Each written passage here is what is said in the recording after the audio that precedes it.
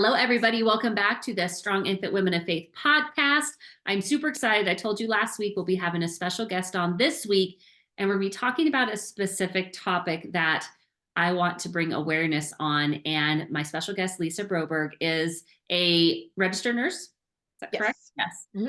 And she has just a wealth of knowledge in regards to what's happening in the market today in regards to just health, wellness, weight loss, the things that are on the market and are being prescribed.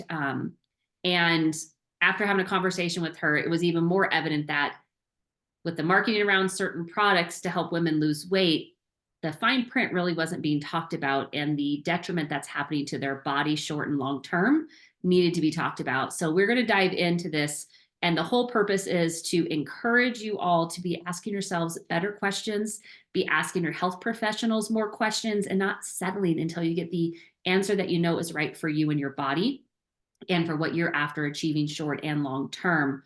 And to also bring awareness so you can truly make an informed decision versus getting sucked into all the marketing that goes around things in the diet and weight loss space. So Miss Lisa, thank you so much for being here and jumping on and sharing your wisdom and expertise on this. I know it's going to help so many women who are listening to really break free of some of the chains that kind of make them feel like they have to do this because it's the only way to being open-minded to a better potential way for them.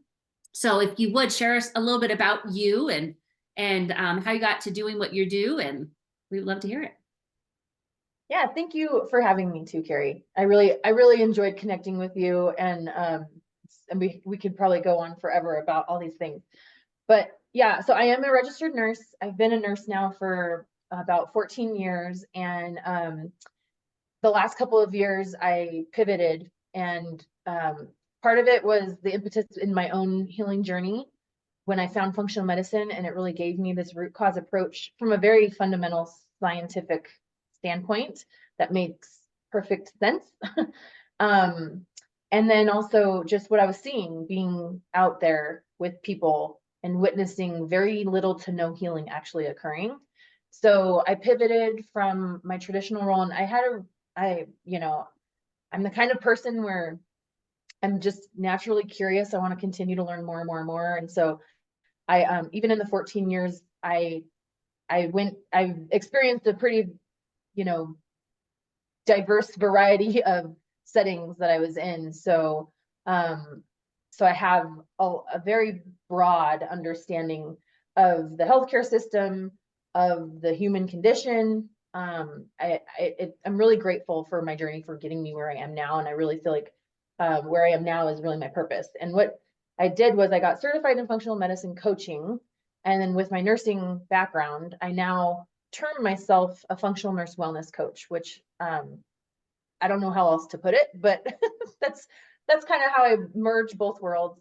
And it's more than that though, because I essentially help my clients heal from a holistic standpoint. So mind, body, spirit, because we are all of those things. We're not just one or the other, and it's all connected. So when I typically get clients who are focused on healing some kind of unwanted symptom, or a lot of the time they just can't lose the weight despite whatever the best efforts are, or they're just feeling lost. Like I have a broad range of people that I work with, but really what it boils down to is the connection with themselves and or disconnection, and how that presents itself in their physical well-being and their mental well-being.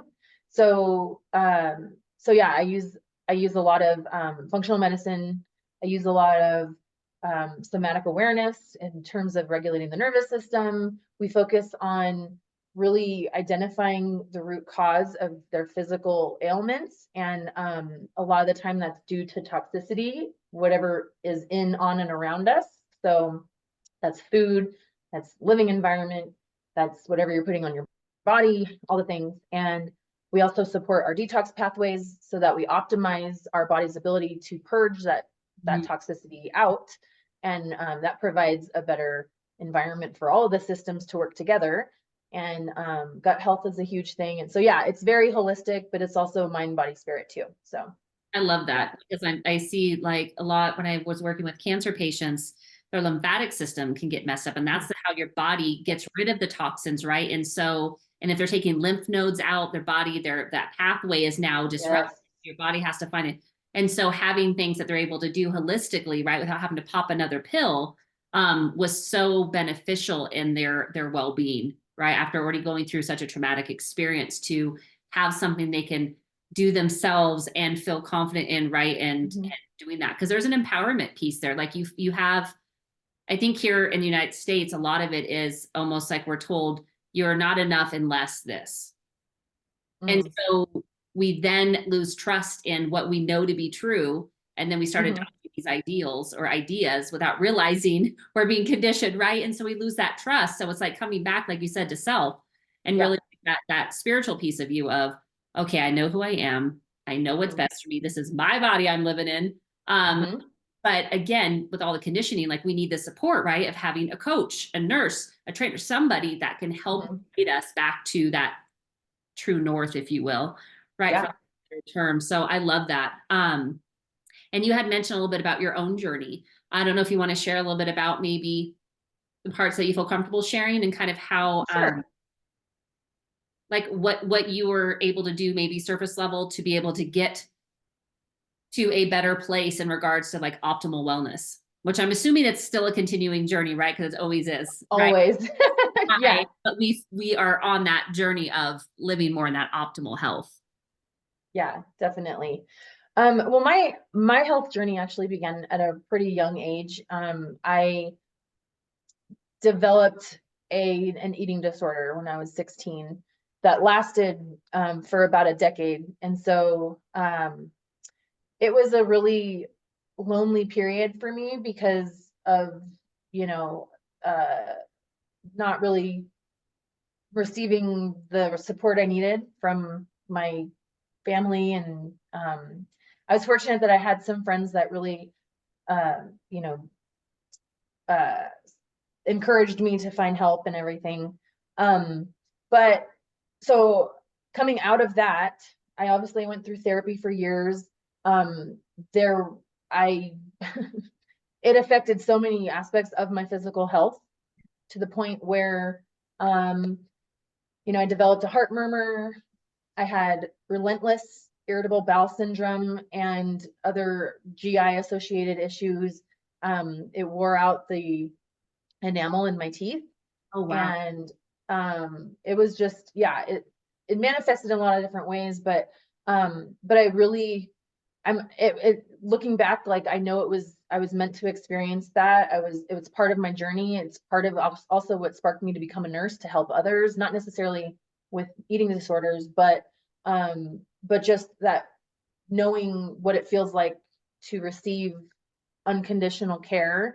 I wanted to be able to provide that, and I always knew I needed to help in some capacity to serve people. But then, it also got me into this personal development journey that I'm just also on this endless pursuit of. And then as I came out of that, as I considered myself healed from bulimia, um, and my body began to kind of settle into its, homeostasis, so to speak, there were still some things that were, that I look back now and I realize, my underlying anxiety, my which eventually, as I became a nurse, turned into panic attacks, like, and anxiety attacks, um and my nervous system dysregulation. And so while I healed the aspect around the eating disorder in terms of, you know the main points around that, it ultimately, for me, it was this sense of unworthiness at the root of it, that sparked all these other branches out, that turned into anxiety, that turned into a real, this chronic overwhelm, like my nervous system just constantly being bombarded. And then later, and that manifested, like I said, irritable bowel syndrome, um and uh just weird things, and gut issues. I used to have really painful, I would have like yearly bouts of gastroenteritis. Things would just like, gastritis, like it was just so painful. And so anyway, I had a lot of GI issues that, that were probably laid the foundation from my eating disorder, but were perpetuated by this ongoing anxiety. And then when I became a mother, I was a nurse, I was a mom, was all the things, and my world just basically, I started developing OCD. I didn't realize that I had chronic or postpartum anxiety. They always talk about postpartum depression, but I once I later realized that my OCD was uh, part of that postpartum anxiety, where my body, my nervous system never regulated my hormones, everything. And I'm going to talk about this in a minute, actually, but all of my inner suffering was it was like chicken or the egg, because I had these physical things that were going on. I also had these mental emotional things going on, and actually, like, I had been, by the time I had children, I had been living a low tox lifestyle for about a decade, so I had that piece down, and it wasn't enough. Mm. So, like, yes, it's absolutely important in today's world in America to, if you want to optimize your health, to abide by a low tox lifestyle, but it wasn't enough for me because my nervous system was dysregulated, and I wasn't able to compartmentalize at work as a nurse. Like, it's kind of an oxymoron. They think that you're going to go to work as a nurse and see all the traumas that you witness and not somehow let it touch you, right? It's just, you're human, so of course it's going to touch you. And some of us are more sensitive than others, and I was always, since as long as I can remember, been called too sensitive. And now I think of it as like a superpower, because I have an ability to connect with people. But so I finally, after my second daughter was born, I was about 4 years into my motherhood journey, and I had the worst panic attack I ever had. And it was at the peak of the pandemic during 2020, November. My husband got COVID for the first time, and he and I are both in healthcare. And at the time, I mean, we were living in California, and we were, I wasn't in ICU or ER or anything like that, but I was working, and I was having to go to work every day and seeing sick people, and you never know what it is. And it was the whole, it was we all remember what a nightmare that was. And we were doing our very best to protect ourselves and our children, to the point where every time we come home, we would take off our clothes in the garage and then shower before we even hugged our kids, just because we didn't know. And we were literally seeing people die, so, like, we knew people were dying. Like, he was working in a senior living facility, people were dying. My patients, I wasn't in the ER or ICU with them, but they were my patients, and I'm looking at all these stats and everything. Like, people are dying. It was very stressful. And my husband came home one day with COVID, and it was a nightmare. And it was like my living nightmare. Like, COVID is in my house, and it just broke me. And I didn't know if I was going to get it. I didn't know if my children were going to get it. I didn't know what was going to happen to my husband. There were just, and this was before, this was at the peak of it all, November 2020. And I had a panic attack the 2 days after he was out of quarantine. So everything was back to normal. We're good. None of us got sick because of my my OCD kept us safe. But it was a really eye-opening time, because my body just basically said, this is it. Like, you gotta, basically my body's saying enough is enough stress. Like, this is enough. And I couldn't move. I was shaking uncontrollably. I had chest pain, blurred vision, all the things. And I had to lay down, put my feet up, and it lasted almost an hour. And that was the point where I was like, I can't operate like this anymore. So I went back to my PCP, who was actually an osteopath, a DO. So in the conventional world, that's a fairly, holistic kind of standpoint, but still the only answer he had was Zoloft. And I'm like, that's not the problem though. Like, what's going on with me? Why am I experiencing all these anxiety attacks? Because at this point it was every week I was having an anxiety attack. And so nothing about, it was very, well, cut back on your coffee, get more rest, manage your stress better. Like, okay, so how do I do that? How do I manage my stress better? So anyways, I decided to try out functional medicine because I'd heard some things, and they drew 23 vials of blood. They tested all my hormones. They tested so many things, and they found that, yes, I was in adrenal fatigue. I was burning out my adrenals. My cortisol was high. I was in like chronic stress burnout mode. And then they explained how they looked at the timeline of everything, and everything was correlating with my pregnancies in terms of all the other things that I was experiencing. And so essentially what it boiled down to is that the hormones and the nervous system were both so out of whack that none of them could regulate themselves. And so finding, they help guide me back to balance, and with the use of mind body practices, with some supplements like adaptogens and stuff like that. And then over time, and I will say, like, I did take the Zoloft at the time because I was like, I just need something because I am not right. I was literally not wanting to be here anymore. Like, Yeah. I didn't want to be alive anymore. I was at a very low place in my life. And I had been there once before when I was dealing with the height of my eating disorder. And I knew that that was not me, that was wrong. I knew that that was a very clear sign that something was not right with me. And that's why I needed help. And so I took it temporarily while doing all the other things. And then going through that, having to go back into work in the capacity that I was in as a nurse, pushing pills and procedures, knowing that that's not really going to heal people.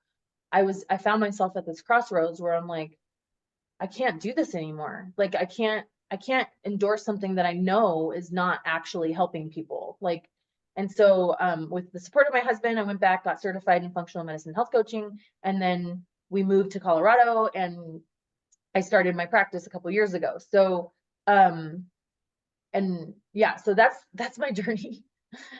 I'm sorry that took a long time, but You're but good. it's like the whole, dark hour of the soul really, for me, it reminded me of my purpose, to be honest, because it sparked this second wave of my health journey that brought me, like, I can't even imagine, I think about all the things that I've experienced, and to be where I'm at today, and like, I'm so grateful and I'm so thankful. And it brought me closer to God, and it brought me, I've never had like this kind of relationship with God that I do now. And so I know that it's all for a reason, but still it was like, I can understand how people get discouraged because it's really, really hard.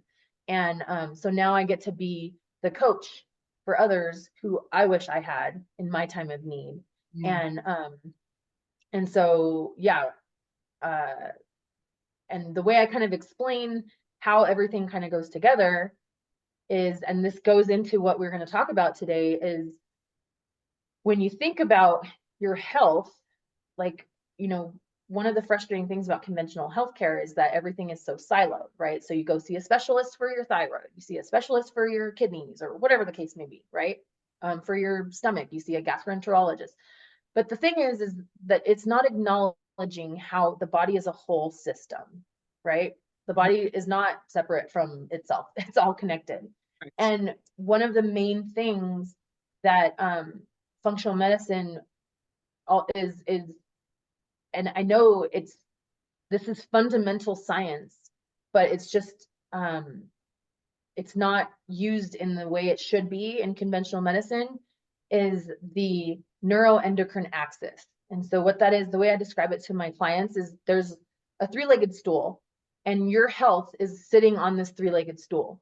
And with a three-legged stool, if any one of those legs are wobbly or, unlevel, the whole stool is going to be wobbly, right?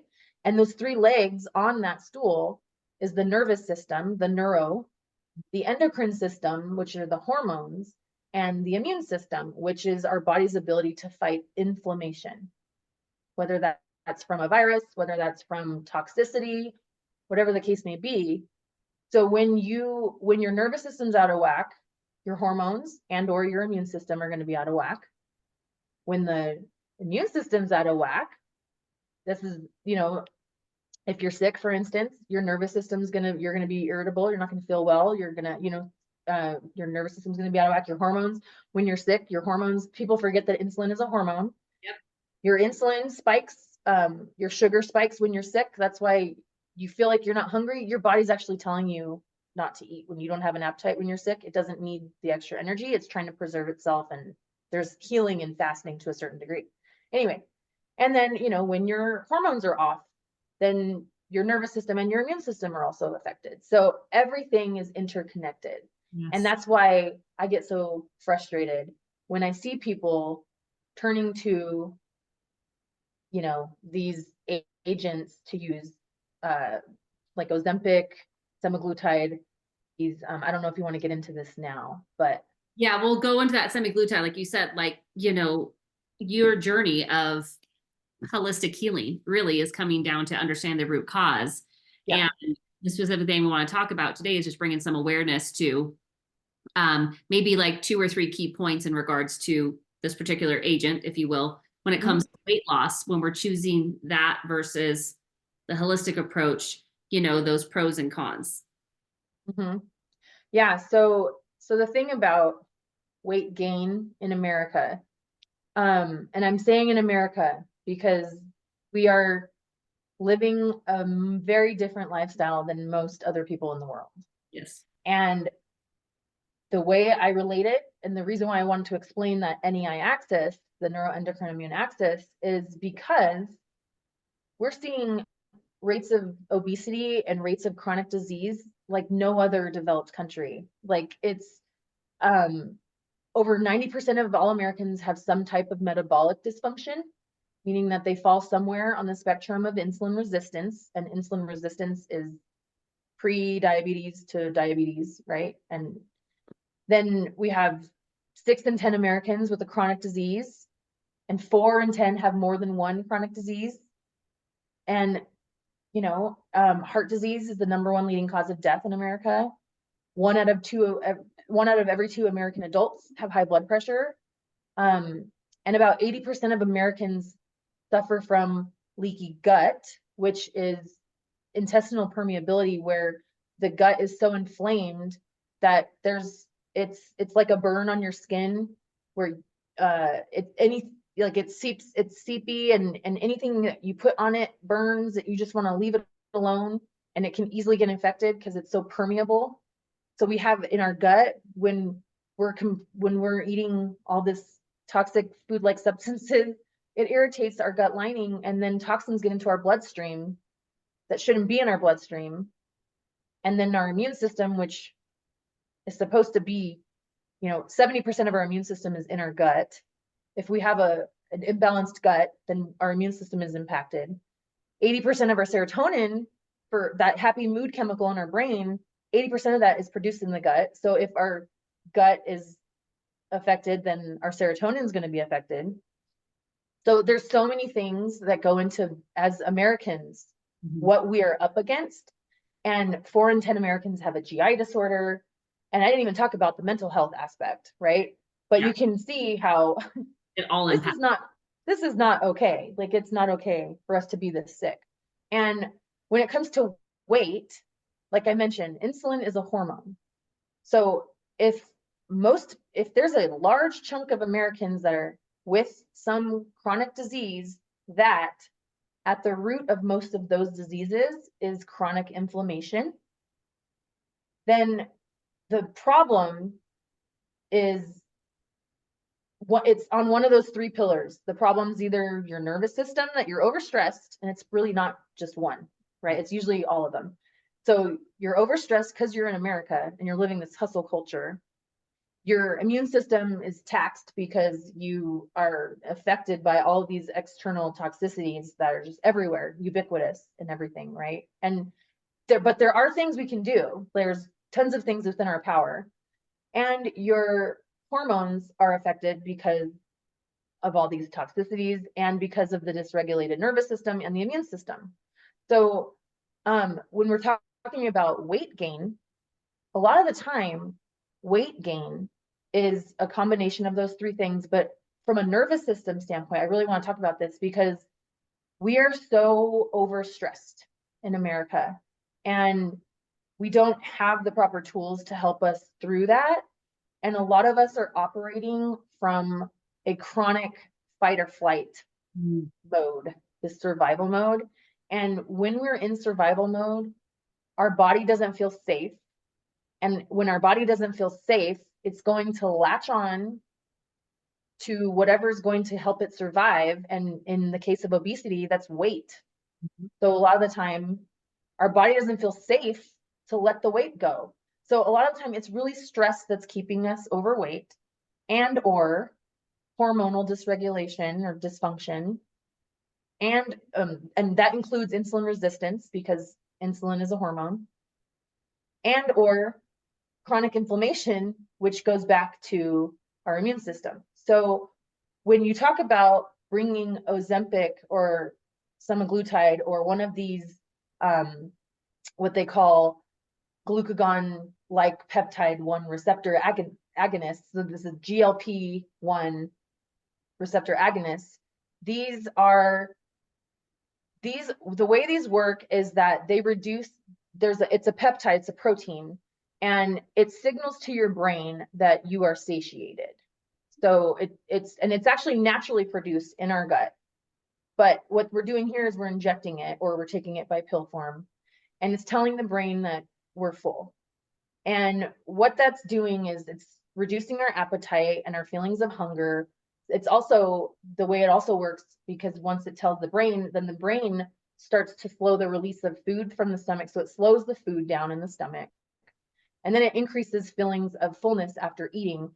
And that's how it works. So we literally don't feel like eating. So we don't eat as much. And yeah, you're going to lose weight if you're not eating. Well, yes, that's the short-term effect, but that can only last so long. Your body can only be in that state for so long before it now goes into fight or flight again, right? Yeah.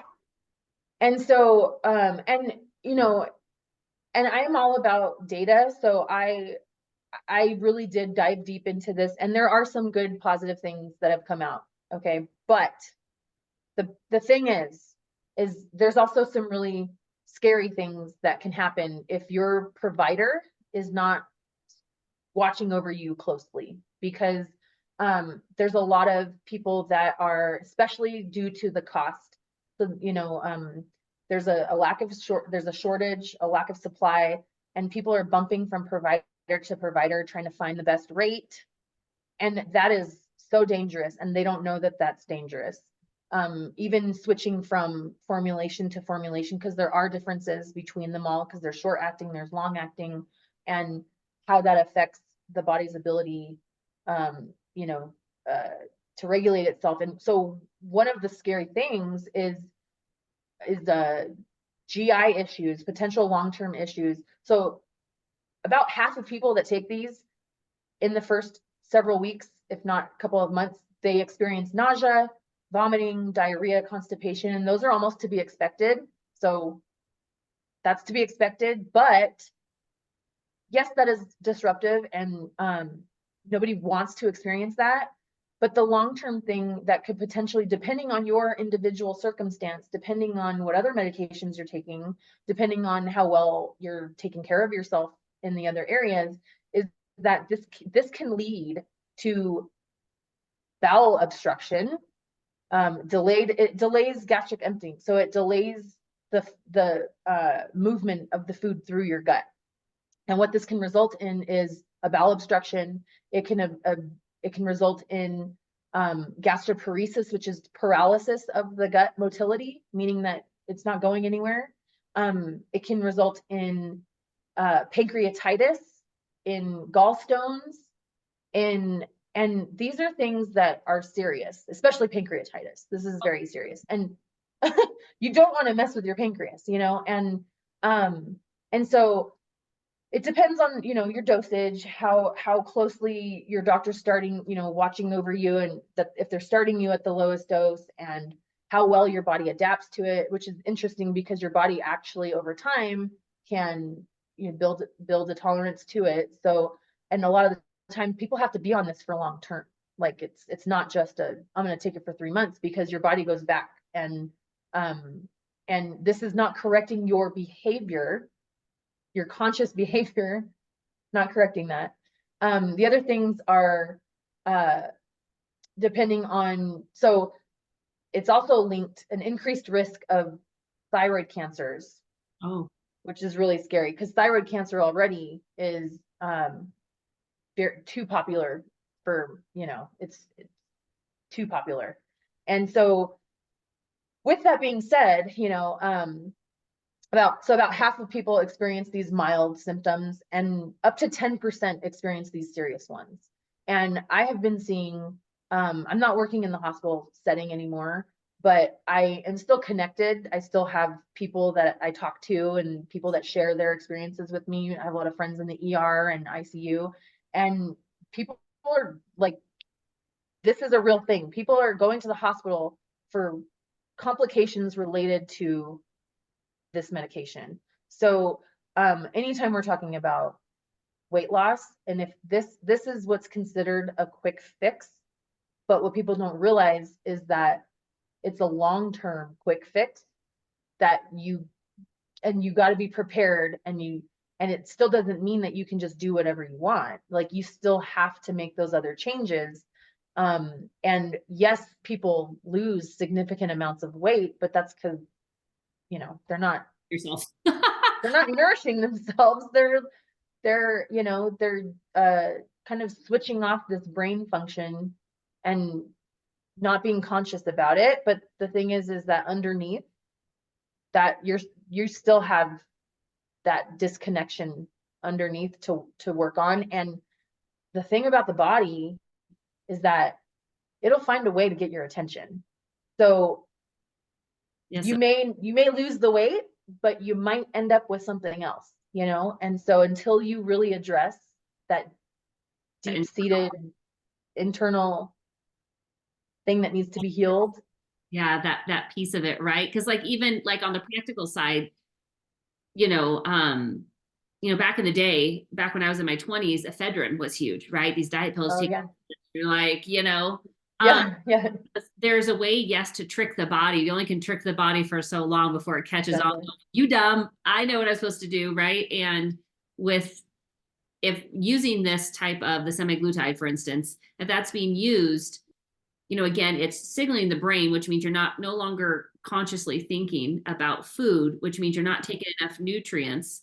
And depending on what you're actually taking in, if it's not enough to meet your dietary needs, then you can have the bones, you can have hair loss, all these things. Because if your body doesn't have the vitamins, the minerals, the protein, the whole food, carbohydrates, fats, right? Then if we're only taking in foods that really are calorie high but nutrient low, then we're going to see other things come out of it. And then if we get off medication, then your brain's ready, and then all of a sudden gets out of your system and you're back to eating normally, but haven't changed any of your patterns or habits, right? And then we're back to square one, except now you're out however much money that cost and still have to work through. And I think that's a piece, like we were talking about before we hit record, is asking ourselves better question is, even a simple question is, what would a healthy and fit person choose? Yes. And embodying that. Well, yeah. And it's like, and it takes a while to embody that, because first it's like, okay, I'm gonna ask myself this. But when you ask yourself better questions, you get better answers. Like, okay, would a healthy person have water with them? Yeah, they would. They know the hydration's okay. Would a healthy person eat vegetables? Yeah, they would. Maybe not like a lot, but hey, which ones do you like? Eat them. Would a healthy person with their body? Yes. It's just like, there was someone I learned about that, she asked herself this question over and over again every day before she put something in her mouth. Would a healthy and fit person choose this? She lost 100 pounds on her own, because she changed that mental movie and that dialogue and trained her subconscious mind now to receive that. And then she acted from it. And so there's a piece of our conscious mind and our subconscious mind, that subconscious mind, otherwise known as the heart as well. It's not our physical heart, but that emotional piece. That the subconscious mind doesn't know what's real or imagined. It doesn't accept, or it just accepts what you give it. So whether for good or for bad, right? And so if we work on our mental movie and our beliefs, then we can change the external so much easier. And Yes. they're not such, I have to do this or else if I don't lose the weight, and we get all, like you said, stressed, and we go back to the cortisol issue, and then we have insulin, yeah, it's just Yep. it's all interconnected. But I think, again, having someone to walk the journey out with you, Mhm. connecting with someone like Lisa, and someone who is after your best, because you are your best advocate. And unfortunately, in Mhm. our healthcare system today, these poor doctors that are in PPOs and HMOs, they don't get a choice. They're told Yeah. this many minutes and that's it. Like, Yep. they're not trained in Eastern medicine, they're trained in Western medicine. That's all they know. So going to a functional doctor or a functional practitioner, Mhm. most of the time it is out of pocket, yes, but then you got to weigh, okay, costing out of pocket, but it's going to save me. I'm going to be able to live 10, 15, 20 years longer with a better quality of life Yep. than paying my normal, whatever, you know what I mean? So it's like really coming back to what is it that you want? How do you want to live your life? Not just today, but Mhm. 10, 20, 30, 50 years from now. Like, it's so, Yeah. so, Absolutely. um, and quick fixes, like you said, aren't necessarily quick. They actually turn into Mhm. long-term issues where you have to battle that and get that back into balance to then start moving forward, right? You have to, Yeah. so um I'm glad that you were able to bring this about, and just that deeper understanding of how those three pieces work: the nervous system, the immune system, right? And the hormones, because they're all Mhm. interconnected. But that deeper piece of like, okay, if I'm experiencing this, oop, these other two areas might be off too, or they're probably off because, right, Mhm. they're into that. So um and I would say not working on everything at once, right? It's kind of that feeds the overwhelm. But again, working on the one piece. And weight loss, like, it's a byproduct of just having healthier habits. Mhm. Can you Mhm. have a carrot versus a candy bar? Maybe Yep. not every day, maybe still have your candy bar, but hey, maybe it's having a carrot, a couple carrots Yeah. first, and then you maybe Yeah. only eat the candy bar today versus the whole thing. It's like, it doesn't have to be, Mhm. people are not going to just change, and you shouldn't feel like you have to change everything overnight, because that's extremely over, Right. right? It's like, okay, Yeah. what's that 1% that I can do today? And if we change 1% for the positive every day, we're gonna have this huge compound effect. And after 3 months, you're gonna be a whole new person. Absolutely. Yeah. And just because, I also want to kind of, touch on the 80/20 rule, because it's not like you have to be this way 100% of the time. We're human and we still need to live life and enjoy life. So a lot of people get scared when they think about all these changes. They get overwhelmed by all the things. But like you said, it's taking it baby steps, like taking little tiny chunks out of it at a time. And then also allowing ourselves to indulge when we feel like it. And when, like 80% of the time, if you know that you're, eating everything that you would benefit from eating, and then you can enjoy that 20% of the time when you're out and about and, socializing or whatever. But the funny thing though is, once you get to feel a certain way, once you get to feel, you noticeably feel better, you don't even really need that 20%, because it's like, it's You not don't, worth it, it's almost like you don't want it anymore, right? Like Yeah. times I've realized, I've chosen foods that don't necessarily nourish me because of nostalgia. I Right. re Yeah. It's a memory. So again, that subconscious come like, and I try, like, oh my gosh, I used to eat this stuff, bleh, and spit it out. Like, Yes. oh my gosh, what was I doing to my poor body? Of course, we didn't I know that. did that recently with, or not recently, a couple years ago, with the Thrifty ice cream. You know how I used to go into Thrifties, you get the scoops, and it's all these, like, and I used to love chocolate malted crunch. And I Oh God. remember I got a scoop of that a couple years ago, and I was like, You're this like, is what what is this? I used to love this. What happened? Did they change it? Is it no, it's just like, I could tell it just wasn't, it Oh wasn't yeah. for me. No, Um, yeah. You can definitely tell when something's like, you're like, something's not right here. When yeah, you taste it, like, because your taste buds are now attuned to what real food tastes. exactly. When I Yeah. say real food, I mean it's as close Yeah. as when it came out of the ground, or it was flying in the air or swimming in the sea, Yeah. And like, I used to love ice cream, and I really don't eat it much anymore. If I do, it has to be really good quality. And I found two places I love here in Colorado. So every once in a while, like every couple of months, we'll go.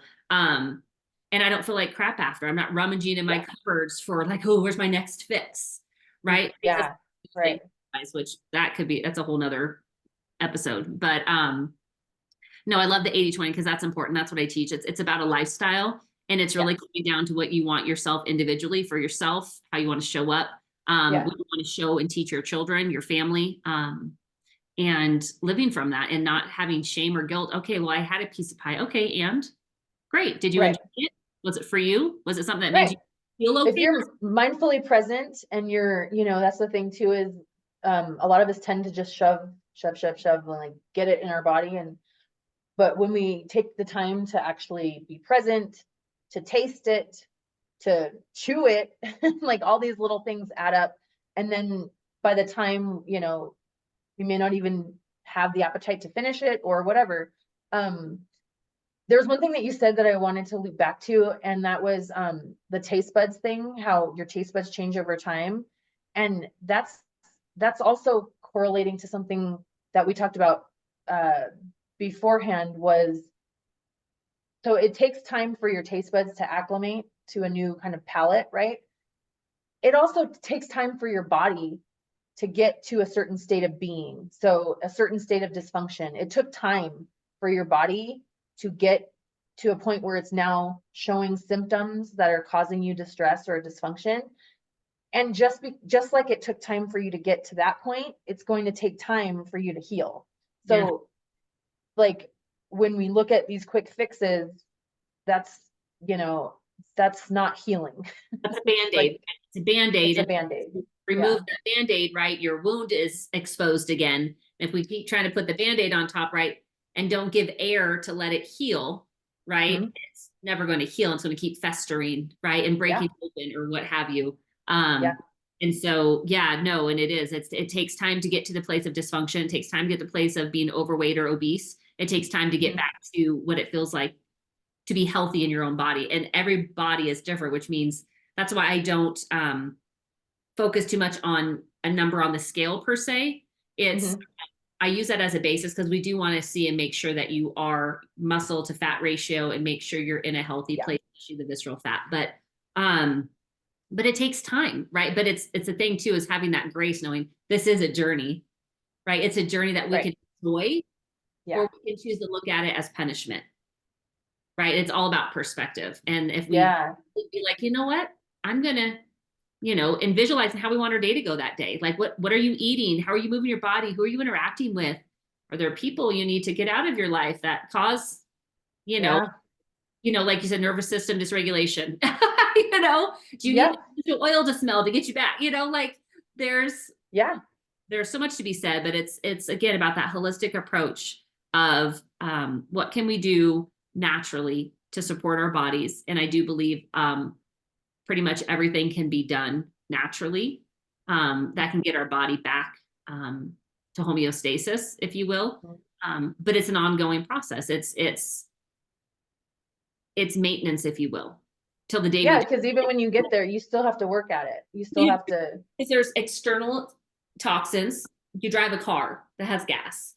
You are next to the gas pump. You microwave. You know what I mean? You have whatever. Like there's things that, and if we obsess over that, we're not living a good life, right? But there's going to be things, but there's also things that we can do to help our body process and release those toxins, right? That we can do things to help our body get out of them. Doesn't mean we can't eradicate them. We can out of our natural environment, but we can do things to help our body release them and get it out of our system. But definitely. I love this conversation, but I would love for you to share, where can listeners connect with you? And I will also put it in the show notes, whether you're on the podcast or YouTube. I will have it down in the notes section, but where can people connect with you? So I'm on Instagram at livewell.lisa. I'm also on Facebook, and my name's Lisa Broberg, but I'm also livewell.lisa on Facebook. And then my website, if you want to schedule a clarity consultation, I'm at Omni, that's OMNI, livewell.com. Love it. And we'll definitely link all that below so people can get connected with you. Definitely go over, connect with her, go follow her on Instagram, Facebook. definitely get your call booked in. I mean, if you feel it's really spoke to you and just getting yourself back to a place of balance and having that support, definitely reach out. She's amazing. I met her at a networking event here for us women in business. And I definitely have a feeling she'll be back on the podcast in the future. We got so much to talk about. So I know. I just thank you for just coming here and just sharing your wisdom, your knowledge, and expertise, so women can start making a more informed decision and feel empowered in their choice, whether they choose to do this or choose not to do it. That's each to own, but having the understanding and knowledge allows them to make an empowered decision, and that's what it's all about. So Thank you, Carrie. thank you for being a part of this. I appreciate you. Thank you.